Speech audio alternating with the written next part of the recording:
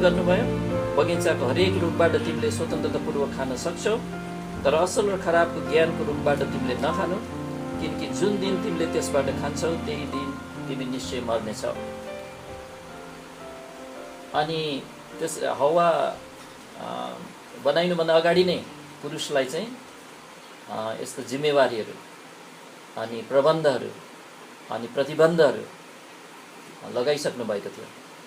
अनि अझ तेस्रो कुरा पनि पुरुष आदमलाई चाहिँ सबै स्थल जन्तुहरूको नाम राख्ने पनि जिम्मा दियो। त्यो चाहिँ 19 पदमा।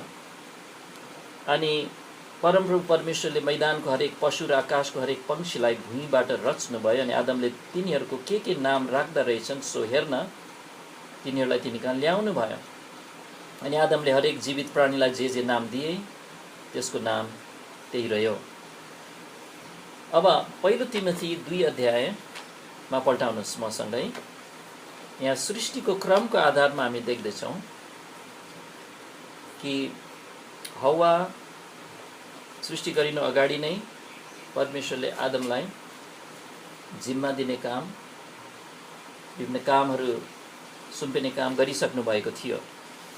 अनि अब स्पष्ट रूपमा पावल प्रेरितले पहिलो तिमोथी 2 अध्यायको 12 र 13 मा चाहिँ एउटा तर्क गर्छन् कि सृष्टिको क्रमको आधारमा पुरुष चाहिँ नेतृत्वको भूमिकामा रहनु प्रभुको इच्छा हो र स्त्री चाहिँ अधीनताको भूमिका वहन गर्नु उसको जिम्मेवारी हो। यो चाहिँ पहिलो तिमोथी 2 को 12 र 13 मा पावलले लेख्छन्, तर म स्त्रीलाई शिक्षा दिने अनुमति दिन्न, न त पुरुषमाथि अधिकार जमाउने अनुमति नै दिन्छु, तर ऊ चुपचाप रहोस्।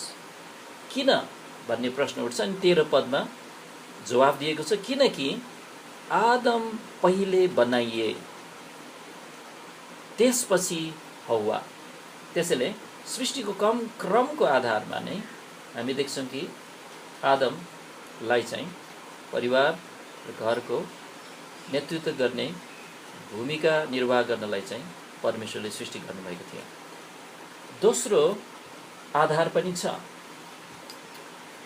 पहिलो परीक्षाको प्रकृतिको आधारमा पनि आदमलाई नेतृत्व गर्ने भूमिका सुम्पिनु भएको थियो भन्ने कुरा यहाँ पहिलो तिमोथी 2 को 14 मा अब यहाँ पढौँ। अनि आदम बहकाउमा परेनन्, तर स्त्री बहकाउमा परेर अपराधमा फसिन्। आदमलाई यहाँ छल्न आएको थिएन शैतान अथवा दियाबलस। त्यो पुरानो साँप भनिने दियाबलस कस कहाँ आयो? स्त्री कहाँ आयो, पुरुष कहाँ होइन। अनि उसले परीक्षा गर्दै त्यो निषेधित रुखबाट खान तिमीहरूलाई आत्मिक लाभ हुन्छ भन्ने कुराको विश्वास दिलाउँदै उसले कसलाई छल गर्न खोज्यो? आदमलाई होइन, तर हव्वालाई। अनि त्यो निषेधित फल खाँदाको परिणामको सम्बन्धमा पनि उसलाई दियाबलसले चाहिँ छल गर्न खोज्यो। हामी उत्पत्ति 3 अध्यायमा पल्टाउँ। उत्पत्ति 3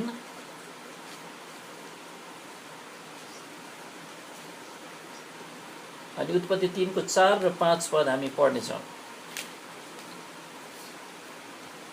यो पहिलो परीक्षा जब अदनको बगैँचामा आदम र हव्वा रहँदाखेरि दियाबलस चाहिँ हव्वा कहाँ आउँछ। 3 अध्याय उत्पत्तिको 4 पद। तब साँपले स्त्रीलाई भन्यो, तिमीहरू निश्चय नै मर्ने छैनौ, किनकि जुन दिन तिमीहरू यसबाट खान्छौ त्यही दिन तिमीहरूको आँखा खोलिनेछन् र तिमीहरू परमेश्वर जस्तै असल र खराब जान्ने हुनेछौ भनी परमेश्वरले जान्नुहुन्छ। अनि त्यसपछि 6 पदमा नतिजा के भयो? अनि त्यो रुख भोजनका निम्ति असल, आँखाका निम्ति त्यो मनोहर र बुद्धिमान बनाउनका निम्ति त्यो रुख चाहना गर्न लायकको रहेछ। सो त्यस स्त्रीले देखी, तब उसले त्यसको फलबाट टिपी र खाए अनि आफूसित भएका आफ्ना पतिलाई पनि दिई अनि तिनले खाए। अब साँच्चै नै हव्वालाई धोका दिन सफल भयो डियाबलस, त्यो पुरानो साथ। र त्यो स्त्री हव्वाले यो विश्वास गर्यो कि त्यो निषेधित फल नखाऊ भनेको फल आत्मिक रूपमा चाहिँ हामीलाई बुद्धिमान बनाउन सक्छ र त्यसैले यो आत्मिक रूपमा हामी चाह गर्नुपर्छ भन्ने कुरा उसले ठान्यो।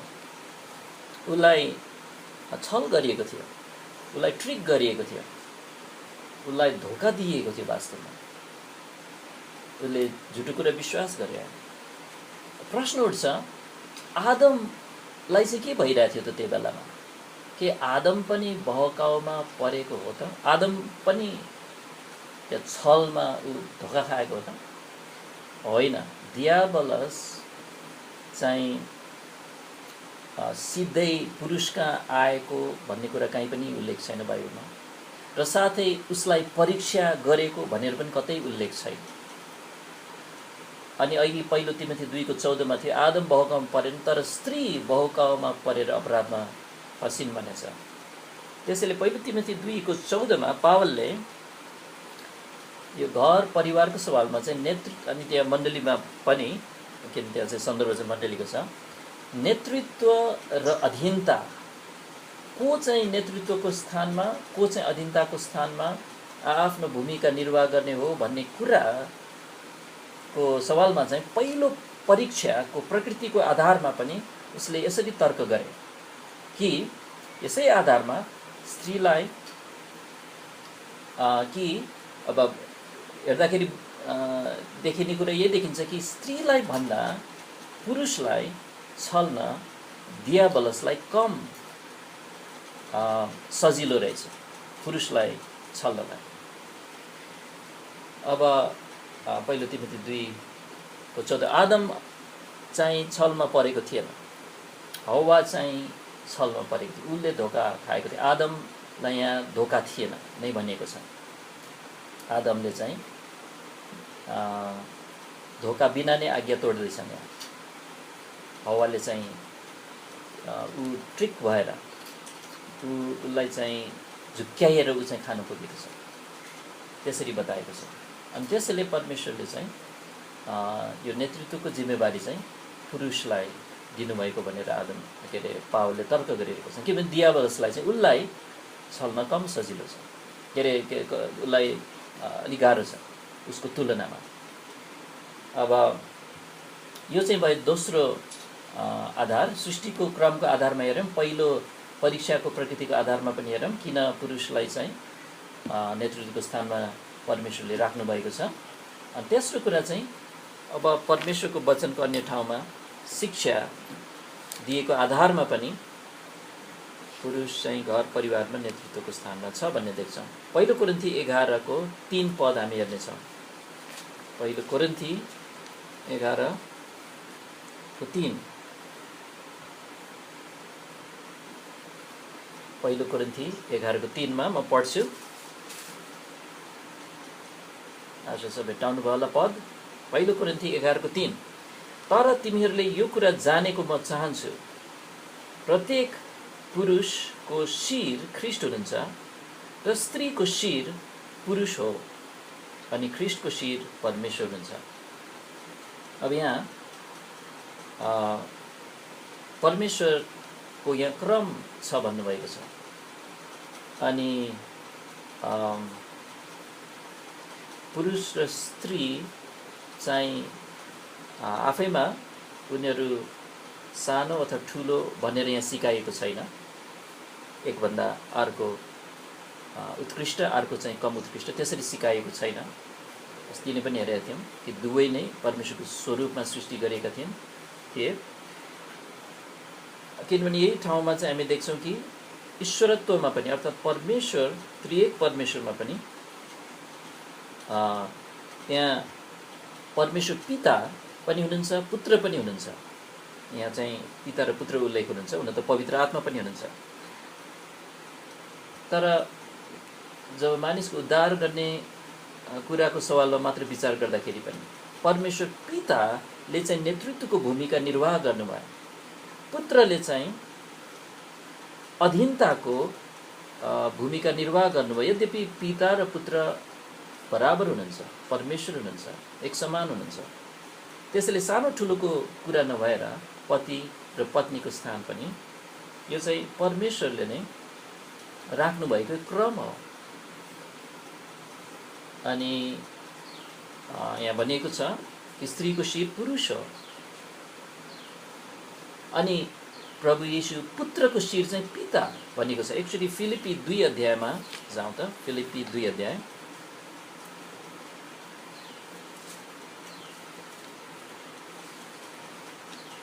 अनि फिलिपी 2 को 5 देखि 8 मा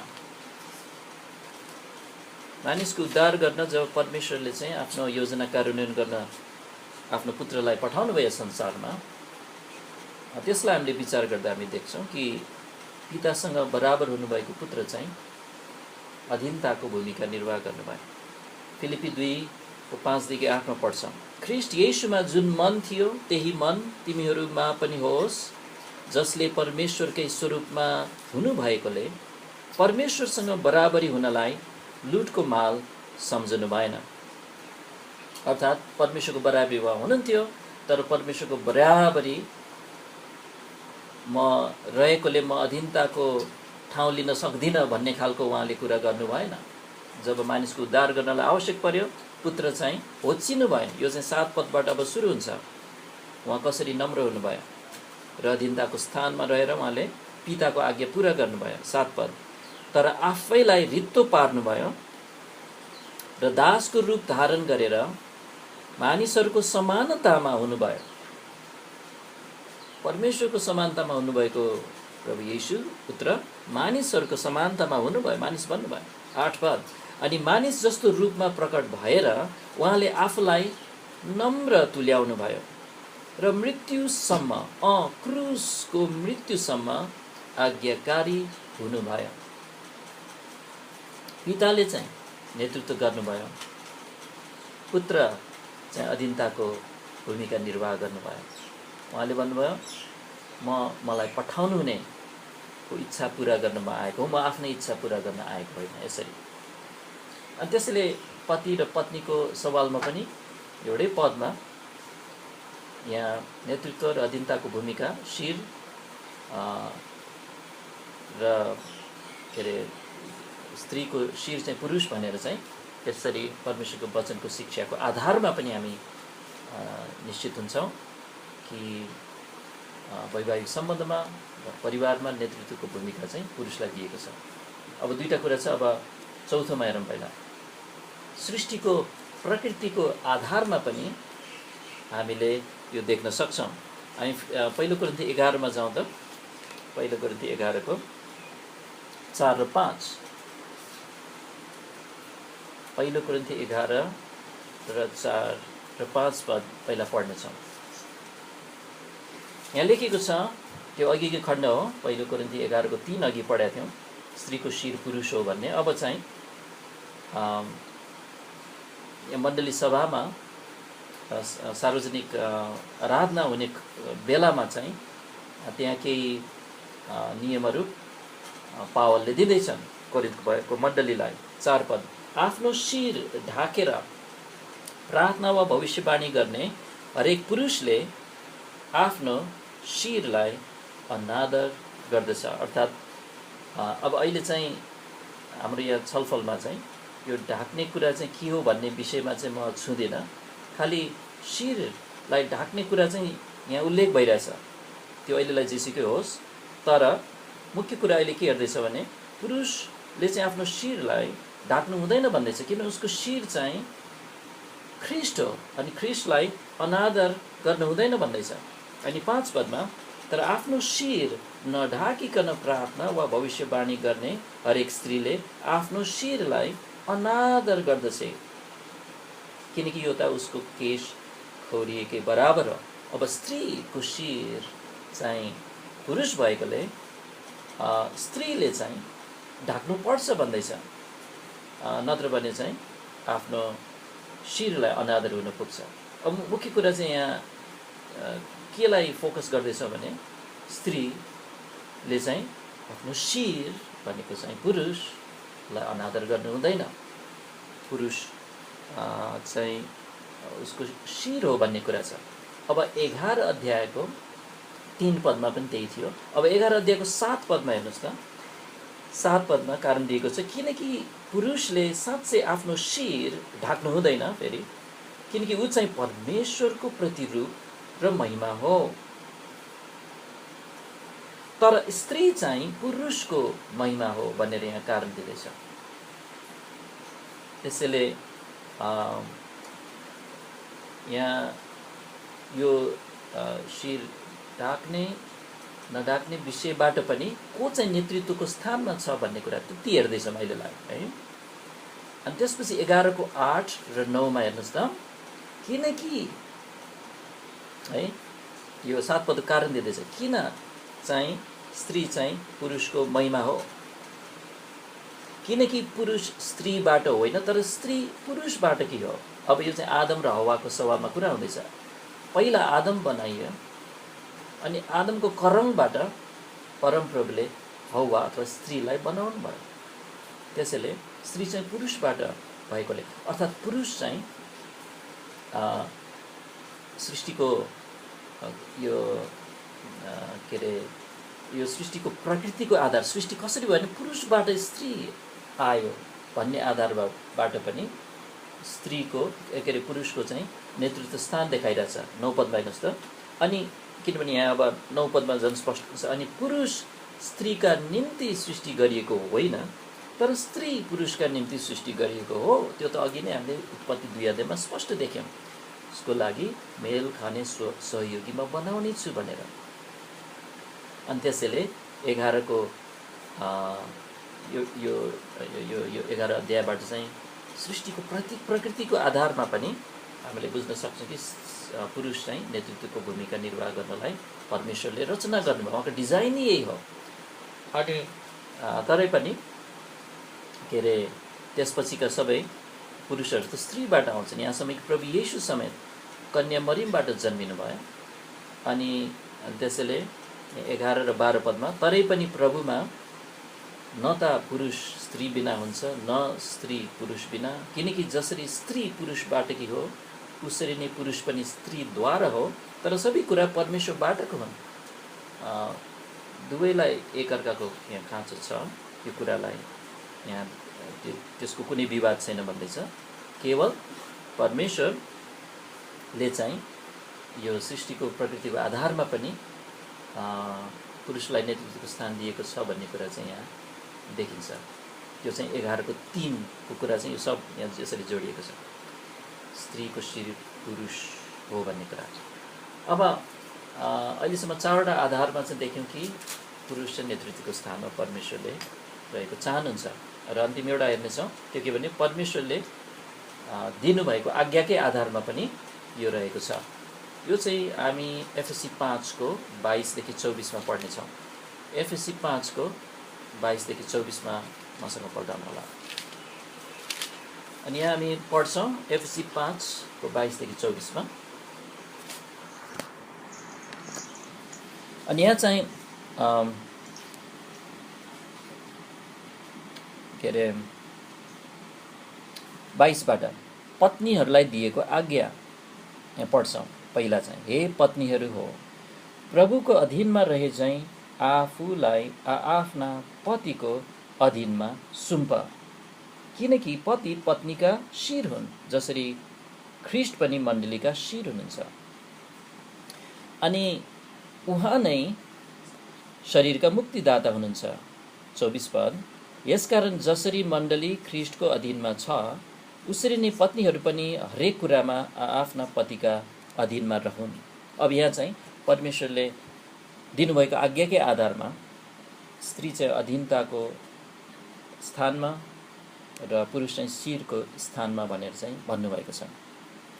अब यो चाहिँ हामीले सरस्वती के हेऱ्यौँ भने घरमा नेतृत्व गर्ने काम चाहिँ पुरुषलाई दिनुभएको छ भन्ने कुरा। अब चाहिँ हाम्रो बाँकी भाग चाहिँ के विषयमा केन्द्रित हुनेछ भने यो नेतृत्वको जिम्मेवारीको विषयमा नै हामी विचार गरौँ।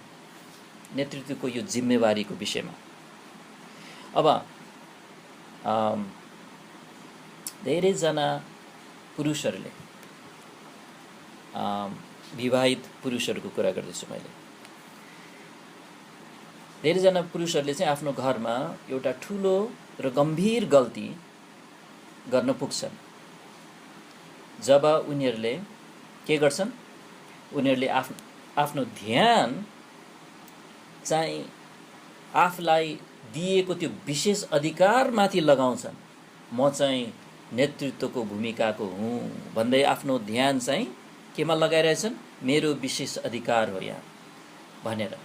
अनि त्यसलाई चाहिँ अब त्यो जान्नु त पर्यो त्यो त भर्खर हामीले हेऱ्यौँ 5-5वटा बुँदा हेरेर, तर ध्यानै त्यो विशेष अधिकारमा यसरी लगाउनु चाहिँ गल्ती हुन्छ जब चाहिँ त्यसलाई स्वार्थमय तरिकाले, एउटा स्वार्थी हिसाबले त्यो विशेष अधिकारलाई प्रयोग गर्न थालिन्छ र स्वार्थमय तरिकाले चाहिँ आफ्नो पत्नीमाथि र परिवारमाथि त्यो विशेष अधिकारलाई चाहिँ लाद्ने झुकावलाई जब पछ्याइन्छ। बुझ्दै हुनुहुन्छ तपाईँले? यो खास संसारको तरिका हो। संसारले चाहिँ नेतृत्व भनेपछि चाहिँ एउटा अगुवा, एउटा भनौँ न प्रधानमन्त्री अथवा एउटा लिडरसिपको ठाउँमा भएको व्यक्तिलाई कसरी हेर्छ, उसले चाहिँ आफ्नो विशेष अधिकार प्रयोग गरेर अरूलाई दबाउने उसको चाहिँ अब मौका छ भन्ने तरिकाले हेर्छ है। अब बाइबलीय दृष्टिकोण त्यस्तो छैन। बाइबलीय दृष्टिकोणमा घरमा नेतृत्वको भूमिकामा सबभन्दाको सवालमा चाहिँ सबभन्दा पहिलो स्थानमा रहेको कुरा के छ भने चाहिँ त्यो पुरुष जो पति छ उसले चाहिँ आफ्नी पत्नीको खातिर र आफ्नो परिवारको खातिर रहेको उसको जिम्मेवारीको भूमिका छ। फोकस चाहिँ, उसको ध्यान चाहिँ पुरुष आफूमाथि छैन, तर उसको श्रीमतीमाथि छ र उसको पुरा घरानामाथि छ। उनीहरूको खातिर चाहिँ उसले नेतृत्व गर्नुपर्छ। म नेतृत्व भएकोले म नेतृत्व गर्ने भन्ने कुरा चाहिँ ठुलो कुरा होइन कि मेरो श्रीमतीको निम्ति, मेरो छोराछोरीको निम्ति चाहिँ मैले नेतृत्वको जिम्मेवारी वहन गर्नु परेको छ भने। अब यो कुरा तपाईँलाई स्पष्ट हुन थाल्छ जब म चाहिँ यसलाई व्याख्या गर्न थाल्छु। कुनै पनि एउटा पुरुष चाहिँ एउटा साँचो पुरुष हुनलाई, ऊ आफ्नो घरमा अगुवा हुनलाई ऊ चाहिँ कस्तो पुरुष हुनै पर्छ भने ऊ चाहिँ जिम्मेवारी वहन गर्ने पुरुष हुनै पर्छ। पहिलो कुरा नै यही हो है। अनि यसमा अर्को कुरा पनि यहाँ साथसाथै भनौँ है। त्यो के भने एउटा पुरुषले कमसल तरिकाले अगुवाई गर्ला रे घरमा। कमसल भन्नेले उसले त्यति ध्यान दिइरहेको छैन, आफ्नै सुरमा कुदिरहेछ, उसले चाहिँ जिम्मेवारी राम्रोसँग वहन गरिरहेको छैन भने पनि त्यो पुरुष त्यो घरको शिर नै हो, अगुवा नै हो। ऊ आफ्नो पत्नीको र घरको अगुवा बन्नुपर्छ भनेर परमेश्वरले भन्नुभएको छैन। बाइबलले चाहिँ ल तिमी अगुवा बन, घरको अगुवा बन, आफ्नो पत्नीको शिर बन, आफ्नो घरनालाई को अगुवा बन भनेको छैन। ऊ अगुवा नै हो, अगुवाको ओहदामा उसलाई राखिसकियो। जस्तो कि यार हामीलाई पवित्र जन भनिएको छ विश्वासीहरूलाई, पवित्र जन बन त भनेको छ नि, हामीलाई पवित्र जन हो नै भनेको छ। अब पवित्र जनको रूपमा जिउनुपर्छ। त्यस्तै एउटा विवाहित पुरुष पनि अगुवा नै हो, शिर नै हो, ऊ हो नै भनेर घोषणा गर्नुभएको छ बाइबलमा हामीले अहिले पढिसक्यौँ है। अनि ऊ चाहिँ एउटा घरको अगुवा हो कि होइन, होइन उसको परिवारको अगुवा हो कि होइन भन्ने खालको प्रश्न यहाँ होइन। वास्तवमा प्रश्न चाहिँ बरु के हो भने बरु कस्तो किसिमको शिर हो, कस्तो किसिमको अगुवा हो, कस्तो किसिमको नेतृत्व गर्दैछ, प्रश्न त त्यो हो। ऊ आफ्नो घरको एक असल, एक ईश्वरीय भनेको भक्तिपूर्ण जीवन जिउने, एउटा भलाइ गर्ने अनि विश्वासयोग्य अगुवा हुन सक्छ। अथवा अर्कोतिर ऊ चाहिँ एउटा कमसल, भक्तिहीन र गैर जिम्मेवारी अगुवा पनि हुन सक्छ। अगुवा त अगुवा नै हो, कि त एक खालको कि त अर्को खालको। मानव एउटा पुरुष छ, उसले चाहिँ आफ्नो घरमा चाहिँ आफ्नो नेतृत्वको जिम्मालाई चाहिँ पन्छाउने निर्णय गर्छ है। घर परिवारलाई छोडेर कतातिर हिँड्छ ऊ है, अथवा के गर्छ, अथवा त्यही भए पनि उसलाई मतलब राख्दैन, बेवास्ता गर्छ, छोडिदिन्छु अब म केही गर्दिनँ भन्छ है। अनि त्यस्तो परिवारहरू हामीलाई थाहा छ। हाम्रो यहाँ नारायणगढ चर्चको विश्वासी एकजना बहिनीको मलाई सम्झना आइरहेको छ, उहाँको श्रीमान त्यस्तो हुनुहुन्छ। मुक्ति पाउनु भएको छैन, तर उहाँले चाहिँ केही मतलब छैन परिवारको, उसलाई पाल्नु परेछ, बरु उसको श्रीमतीले धेरै दुःख गरेर। अब त्यो पुरुष के त्यो घरको शिर होइन र, अगुवा होइन र? हो, उसले जिम्मेवारी पन्छाउँदैमा, व्यवस्था गर्दैमा, छोड्दैमा ऊ चाहिँ आफ्नो घरको नेतृत्वमा चाहिँ को सवालमा ऊ हो गैर जिम्मेवारी छ, विश्वासघाती हुन्छ, ऊ विश्वासघाती छ। तब के त, ऊ अझै पनि उसको घरको अगुवाको हैसियतले वास्तवमा काम गरिरहेकै छ। खालि राम्रो काम गरेको छैन, तर काम गरिरहेछ। केवल त्यस्तो अवस्थामा उसले आफ्नो घरलाई के गर्दैछ भने आत्मिक अन्धकारतिर धकेलिरहेछ, विनाशको बाटोतिर अगुवाई गरिरहेको छ।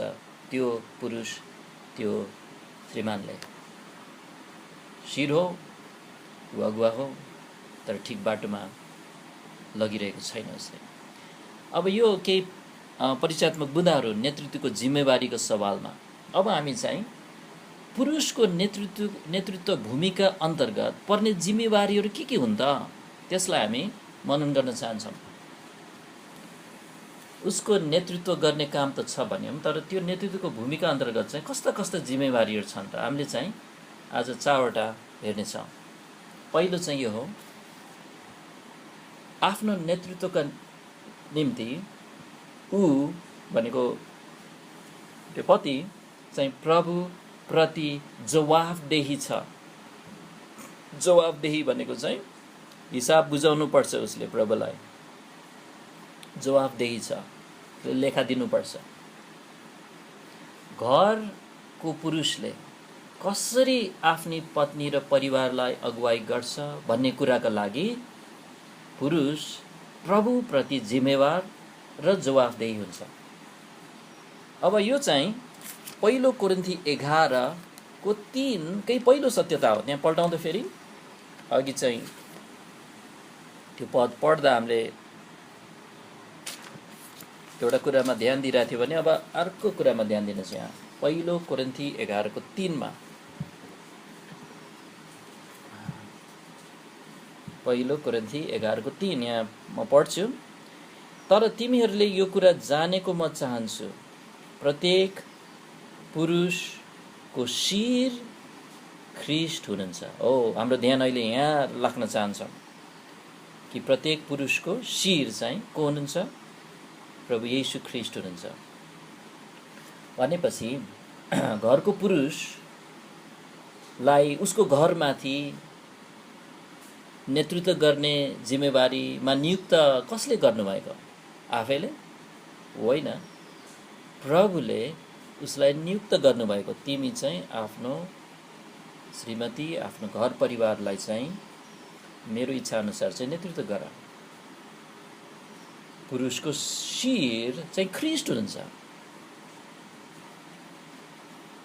अनि त्यसैले त्यो पुरुषको अधीनमा पत्नी, आफ्नो परिवार छ, तर उसमाथि पनि शिर छ, ऊ चाहिँ प्रभु येशू ख्रीष्टको अधीनमा छ। त्यसैले पहिलो सत्यता के हो भने पुरुषको नेतृत्वको भूमिका अन्तर्गत पहिलो जिम्मेवारी उसले सम्झनु पर्ने चाहिँ म चाहिँ प्रभुप्रति जवाफदेही छु। प्रभुले मलाई यो काम दिनुभएको हो, मैले प्रभुलाई हिसाब बुझाउनु पर्छ। पहिलो कुरा नै त्यो हो। दोस्रो कुरा चाहिँ हामी के हेर्न लागिरहेछौँ भने पुरुष चाहिँ नम्रतामा सेवा गर्न जिम्मेवार छ। नम्रतामा सेवा गर्न जिम्मेवार। आफ्नी पत्नीको निम्ति र आफ्नो घरानाको निम्ति ऊ नम्र भएर सेवा गर्न र काम गर्न जिम्मेवार छ। पुरुष नेतृत्वमा हुनु भनेको दोस्रो कुरा यो हो। यो चाहिँ हामी सिद्धान्त मर्कुस 10 अध्यायको 42 देखि 45 मा हेरेर सिक्नेछौँ। मर्कुस 10 को 42 देखि 45 मा चाहिँ हामी हेर्नेछौँ।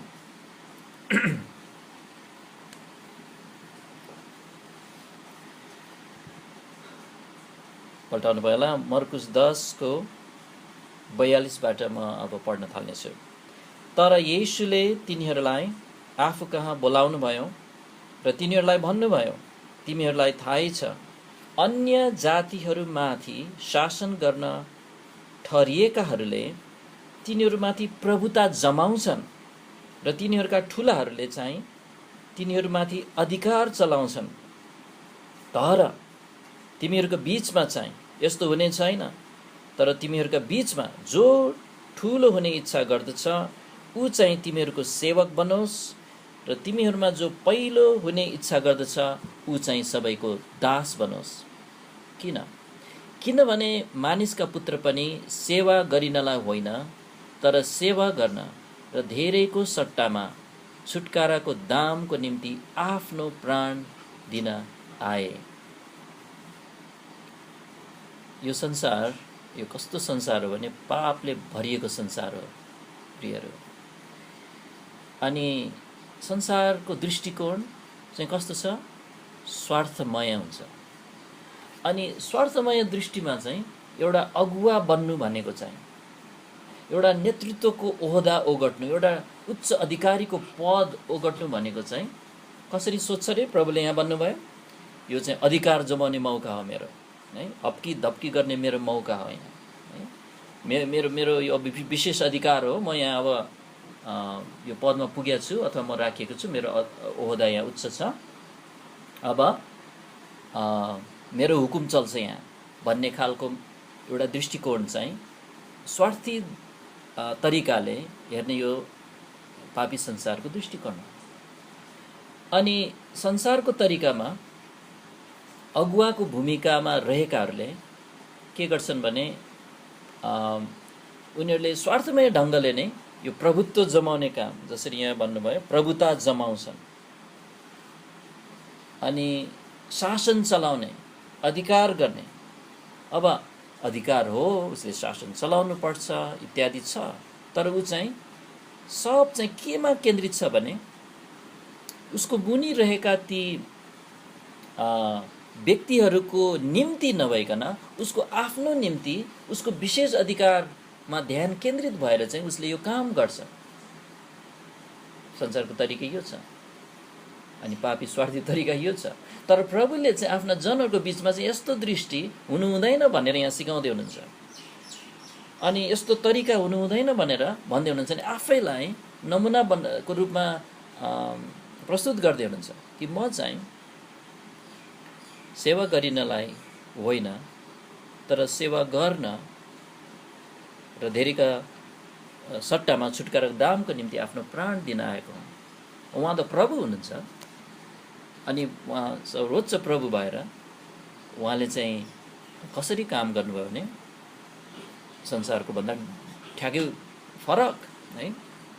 अनि त्यसैले उहाँको इच्छा के देखिन्छ भने यो अगुवाई गर्ने भन्ने विषयमा चाहिँ चाहे घर परिवारमा अनि अरूमा पनि लागु हुन्छ मण्डलीमा, उहाँको इच्छा चाहिँ अगुवा रहेकाहरूले अगुवाको स्थानमा रहेकाहरूले गर्नुपर्ने के हो त भने उनीहरू चाहिँ नम्र भएर सेवा गर्नमा र आफ्नो नेतृत्व मुनि रहेकाहरूका निम्ति उनीहरूको भलाइको निम्ति काम गर्नलाई आफ्नो ध्यान चाहिँ केन्द्रित पारेको चाहनुहुन्छ, आफ्नो ध्यान दिएको चाहनुहुन्छ। त्यसैले अब हामी घर परिवारको सवालमा सोच्नेछौँ यसलाई। त्यसैले घरको पुरुषले पनि आफ्नो स्वार्थको लागि नभएर यो नेतृत्वको भूमिकालाई चाहिँ आफ्नै फाइदाको लागि नभएर उसले चाहिँ अर्कै तरिकाले हेरेको चाहनुहुन्छ। कसरी हेरेको चाहनुहुन्छ भने उसको नेतृत्व मुनि राखेको उसको पत्नी र उसको घरानाको फाइदाको निम्ति नम्रतापूर्वक उनीहरूलाई हेरेको र आफ्नी पत्नी र घरानाको सेवा गर्ने र उनीहरूको निम्ति काम गर्ने मेरो मौका हो, मेरो जिम्मेवारी हो भनेर चाहिँ उसले यसरी आफ्नो जिम्मेवारी वहन गरेको चाहनुहुन्छ। त्यसैले हाम्रो यो पुरुषको नेतृत्व को भूमिका अन्तर्गत पर्ने जिम्मेवारी अन्तर्गत चाहिँ हामीले यो दोस्रो कुरा देख्यौँ, नम्रतामा सेवा गर्न ऊ जिम्मेवार छ।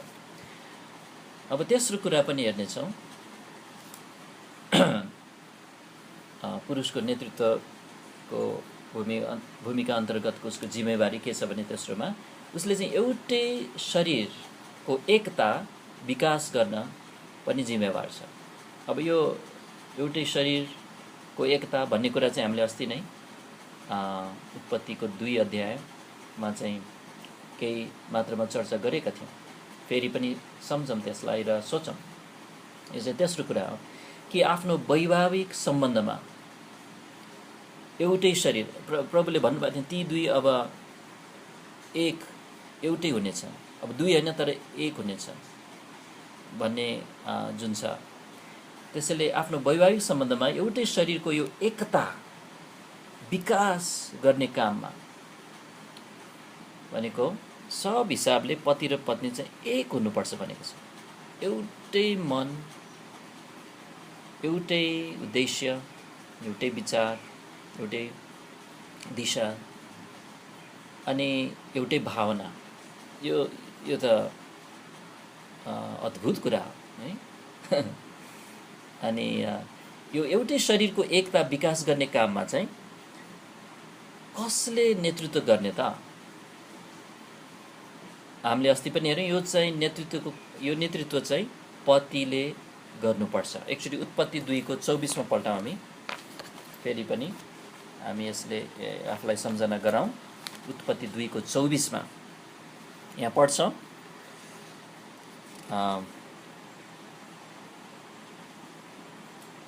अनि यो 24 पद चाहिँ हामीले अस्ति हेरेका थियौँ कि यो शब्दहरू चाहिँ परमेश्वरले बोलिरहनु भएको थियो। 23 पदमा चाहिँ आदमले बोलिरहेको छ, यो त मेरो हाडहरूको हाड र मेरो मासुको मासु हो, ऊ नारी भनिनेछ किनभने ऊ नरबाट निकालिएको हो, आदमले भन्दैछ। तर 24 पद चाहिँ परमेश्वरले भनिरहनु भएको छ भन्ने कुरा चाहिँ अस्ति हामीले कहाँबाट यो बुझेको थियौँ भने मत्ती 19 को 4 र 5 मा चाहिँ प्रभु येशूले यी शब्दहरू चाहिँ सृष्टिकर्ताले बोल्नुभएको भनेर चाहिँ त्यसरी बयान गर्नुभएको छ। त्यसरी 24 पद, यसै कारण मानिसले आफ्ना बाबुलाई र आफ्नी आमालाई छोड्नेछ र आफ्नी पत्नीसँग टाँसिनेछ र तिनीहरू एउटै शरीर हुनेछन्। अनि अस्ति भनेको थियौँ कसरी यहाँ चाहिँ 3वटा सिद्धान्तहरू छन्। एउटा असल वैवाहिक सम्बन्धका लागि चाहिँ 3वटा ईश्वरीय सिद्धान्तहरू छन्।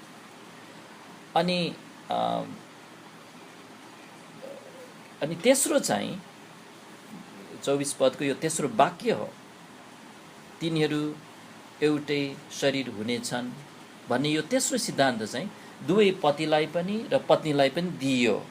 तिनीहरू भनेर एउटै शरीर हुनेछन् भनेर हैन।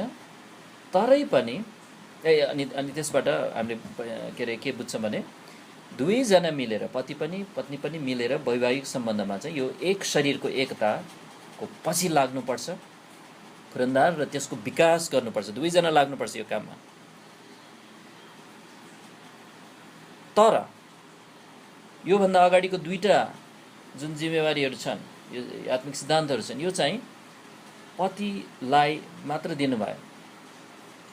अनि त्यो तेस्रो जिम्मेवारी दिनुभन्दा अगाडि चाहिँ त्यो 2टा जिम्मेवारीहरू पतिलाई परमेश्वरले दिनुभयो। पहिलो सिद्धान्त के थियो? बुवा आमालाई छोड्नुपर्छ। दोस्रो सिद्धान्त के थियो? आफ्नी पत्नीसँग टाँसिनुपर्छ, मिलिरहनुपर्छ। त्यसैले यी 2 सिद्धान्तहरू चाहिँ केवल पतिलाई मात्र दिए अनि दुवैलाई दिएको सिद्धान्तभन्दा अगाडि राखियो यो 2टा सिद्धान्त चाहिँ जुन पतिलाई दियो। यसरी पति चाहिँ के को लागि जिम्मेवार देख्छौँ यहाँ भने उसको र पत्नीको बीचको एक शरीर एकता विकास गर्ने काममा पनि उसले नेतृत्व गर्नुपर्छ भन्ने जिम्मेवारी देख्छौँ।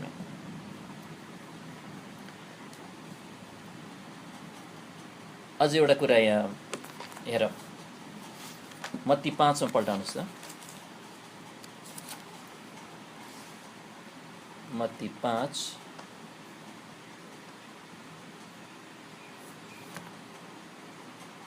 अनि मत्ती 5 को 31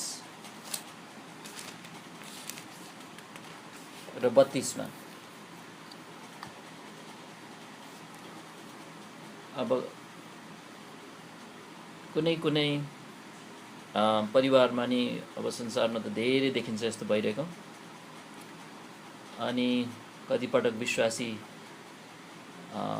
परिवारमा समेत अथवा क्रिस्चियन कहलिएकाहरू समेत पनि त्यहाँ एक शरीर सम्बन्ध कायम राख्न, विकास गर्न यतिसम्म विफल हुन्छन् कि पतिले आफ्नी पत्नीलाई त्यागपत्र समेत दिएका हुन्छन्। अनि तर यहाँ हामीले के पढ्न लागिरहेछ भने उसले त्यागपत्र दिएको खण्डमा समेत अझै पनि त्यो पति चाहिँ त्यो त्यागेकी स्त्री प्रति चाहिँ उसको जिम्मेवारी र जवाफदेहिता छ भन्ने कुरा हामीले देख्छौँ। मत्ती 5 को 31 र 32 मा। मत्ती 5 को 31 मा यसो पनि भनिएको छ, जसले आफ्नी स्वास्नीलाई त्याग्ला त्यसले उसलाई एउटा त्यागपत्र दियोस्। तर म तिमीहरूलाई भन्दछु, जसले व्यभिचार बाहेक अरू कुनै कारणले आफ्नी स्वास्नीलाई त्याग्ला त्यसले उसलाई व्यभिचार गर्न लगाउँछ, अनि जसले त्यागिएकीलाई विवाह गर्ला त्यसले व्यभिचार गर्छ। अब एउटा कुरा यहाँ के सिकाएको देखिन्छ भने जसलाई त्यागिएको छ अनि उसलाई चाहिँ अर्कोले विवाह गर्यो भने त्यो व्यभिचार हुन्छ भनेको छ। त्यो विवाह गर्ने पुरुष पनि, त्यो विवाह गर्ने स्त्री पनि। अनि अझ जो उसको खास पति हो जसले यो त्यागपत्र दियो, ऊ पनि यहाँ जिम्मेवार भएको जस्तो देखिन्छ। त्यसैले पति नेतृत्वको स्थानमा छ भन्ने कुरा चाहिँ ज्यादै गम्भीर छ। एउटै शरीरको एकता विकास गर्न ऊ जिम्मेवार छ। अब हामी अन्तिम एउटा बुँदा हेरेर आजकोलाई अन्त गर्नेछौँ। त्यो चाहिँ के भने पुरुषको नेतृत्वको भूमिका अन्तर्गत अर्को चौथो जिम्मेवारी चाहिँ पत्नी, उसको आफ्नो पत्नी परिपक्वतामा बढ्ने कामको लागि पनि ऊ जिम्मेवार छ। भनेको आफ्नो श्रीमतीलाई प्रभुमा बढ्नलाई, आत्मिक रूपमा अनि विभिन्न तरिकाले परिपक्वतामा बढ्ने कामको लागि पनि पतिको जिम्मेवारी छ भन्ने यो चौथो कुरा हेर्न लागिरहेछ। पत्नीको आत्मिक त्यहाँ उन्नति, परिपक्वता, अनि उसको आत्मिक मात्र होइन भावनात्मक परिपक्वता र मानसिक अथवा बौद्धिक परिपक्वतामा बढ्ने कार्यका लागि पनि पति जिम्मेवार छ भन्ने कुरा चाहिँ हामी एउटा खण्डबाट सिक्नेछौँ। एफएसी 5 अध्यायमा हामी हेरौँ। एफएसी 5 को 25 देखि 27।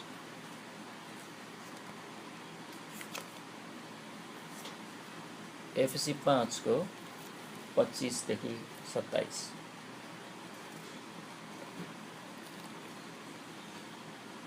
अनि म पढ्नेछु। हे पतिहरू हो, आफ्ना पत्नीलाई प्रेम गर, जसरी ख्रीष्टले पनि मण्डलीलाई प्रेम गर्नुभयो र त्यसका निम्ति आफैलाई अर्पण गर्नुभयो, त्यसलाई वचनद्वारा जलको स्नानले शुद्ध गरी पवित्र पार्नलाई र महिमित मण्डलीको रूपमा त्यसलाई आफ्नो सामु उपस्थित गराउनलाई, जसमा दाग वा चाउरी वा यस्तै अरू कुनै कुरा हुँदैनन्, तर त्यो पवित्र र निष्कलङ्क हुन्छ। पतिले पत्नीलाई यहाँ के गर्नुपर्छ भनेको छ? प्रेम गर्नुपर्छ भनेको छ। कसरी? ख्रीष्टले मण्डलीलाई प्रेम गर्नुभयो जस्तै। भनेपछि त अति नै असम्भव काम दिनुभएको छ वास्तवमा। मान्छे आफैले गर्न नसक्ने काम हो। परमेश्वरको सहायता बिना, पवित्र आत्मा बिना। त्यसैले त पवित्र आत्मा आउनु भएको छ। अनि कसरी ख्रिस्टले प्रेम गर्नुभयो त प्रश्न उठ्छ। अब ख्रिस्टले त यसरी प्रेम गर्नुभयो, मण्डलीका निम्ति आफैलाई दिनुभयो उहाँले। अनि फेरि किन मण्डलीका निम्ति प्रभु येशूले आफूलाई दिनुभयो? यहाँ पढ्छौँ, त्यो मण्डलीलाई शुद्ध पार्नलाई, पवित्र पार्नलाई, पुरा धोइदिनलाई, सफा पार्नलाई, आफ्नै निम्ति एउटा महिमित मण्डली बनाउनलाई, कुनै दाग चाउरी कुनै पनि त्यस्तो कलङ्क नभएको एउटा पवित्र मण्डलीको रूपमा आफैलाई प्रदान गर्नको लागि चाहिँ प्रभु येशूले आफैलाई मण्डलीको निम्ति दिइहाल्नुभयो। अनि अझ किन दिनुभयो आफूलाई? त्यसलाई पालन पोषण गर्न र बढाउन र बढाउँदै बढाउँदै महिमित रूपमा ढाल्नको लागि चाहिँ प्रभु येशूले आफैलाई मण्डलीको निम्ति दिनुभयो। यो शिक्षा यहाँ छ। भनेपछि यसरी नै पुरुषहरू, पतिहरू, अनि यसै कारणको लागि पतिले आफ्नो पत्नीलाई प्रेम गर्न जिम्मेवार छ भन्ने कुरा चाहिँ देख्छौँ। 28 र 29 पदमा हेरौँ त। यसै कारण पतिहरूले आफ्ना पत्नीलाई आफ्नै शरीरहरूलाई झैँ प्रेम गर्नुपर्छ। जसले आफ्नी पत्नीलाई प्रेम गर्दछ उसले आफैलाई प्रेम गर्दछ, किनकि कुनै पनि मानिसले कहिल्यै आफ्नो शरीरलाई घृणा गरेको छैन, तर त्यसलाई पालन पोषण र स्याहार सुसार गर्दछ, जसरी प्रभुले पनि मण्डलीलाई गर्नुहुन्छ। त्यसैले पत्नीको परिपक्वतामा वृद्धि गराउने कामको लागि पनि पति जिम्मेवार छ भन्ने बुँदा हेरौँ। त्यसले आज चाहिँ हेरेको कुराहरूलाई सारांशमा हेर्दाखेरि पहिलो चाहिँ हामीले हेरेका थियौँ, पहिलो आधा घण्टा चाहिँ आफ्नी पत्नीमाथि पतिको नेतृत्वको भूमिकाको सत्यतालाई हेरेको थियौँ। अनि निम्न 5 वटा कुरामा आधारित भएको देखेका थियौँ। एउटा चाहिँ सृष्टिको क्रमको आधार, दोस्रो चाहिँ पहिलो परीक्षाको प्रकृतिको आधार थियो, तेस्रो चाहिँ पति पत्नीका शिर हुन् भन्ने परमेश्वरको वचनको घोषणाको आधार पनि थियो, र चौथो चाहिँ सृष्टिको प्रकृतिको आधारमा पनि, र पाँचौँ चाहिँ परमेश्वरको आज्ञाको आधारमा। अनि त्यसपछि चाहिँ बाँकी समय हामीले हेऱ्यौँ पुरुषको नेतृत्व भूमिका अन्तर्गत चाहिँ पर्ने जिम्मेवारीहरूमा आज 4 वटा हेऱ्यौँ। अरू 6 वटा चाहिँ प्रभुको इच्छामा अर्को पालि हेर्नेछौँ। तर पहिलो 4 वटा यस प्रकार हेऱ्यौँ हामीले। आफ्नी पत्नी र घरानालाई उसले कसरी अगुवाई गर्छ भन्ने बारेमा प्रभुको सामु ऊ जवाफदेही छ। दोस्रो कुरा, आफ्नी पत्नी र घरानाप्रति नम्रतामा सेवा गर्न र काम गर्न ऊ जिम्मेवार छ। तेस्रो कुरा, आफ्नो वैवाहिक सम्बन्धको एउटै शरीरको एकतालाई विकास गर्ने, नेतृत्व गर्ने काममा पनि ऊ जिम्मेवार छ। अनि अन्तिममा हामीले हेऱ्यौँ कि आफ्नी पत्नीको आत्मिक, भावनात्मक र मानसिक परिपक्वतामा वृद्धिका लागि पनि ऊ जिम्मेवार छ। परमेश्वरले यसरी हेर्नुहुन्छ पुरुषको नेतृत्वको भूमिकालाई भनेर हामीले हेर्दैछौँ। अनि यी कुराहरूको लागि चाहिँ हामी प्रभुसँग सहायता मागौँ। शिक्षाहरू त अति असल छ, अनि हामीले चाहिँ गम्भीर साथ प्रभुसँग, प्रभु हामी यस्तै हुन चाहन्छौँ, अनि हामी त्यस्तो छैनौँ तर यस्तो हुन चाहन्छौँ प्रभु भनेर नम्रतापूर्वक उहाँको आयो भने उहाँले हामीलाई सिकाउनुहुन्छ। अनि त्यही अनुरूप हामी प्रार्थना गरौँ। अन्तमा अलिकति समय छ, केही प्रश्न छ कसैको, केही कुरा अस्पष्ट भयो कि केही छ प्रश्न सोध्ने मौका म दिन्छु, अनि त्यसपछि हामी प्रार्थना अन्त गर्नेछौँ।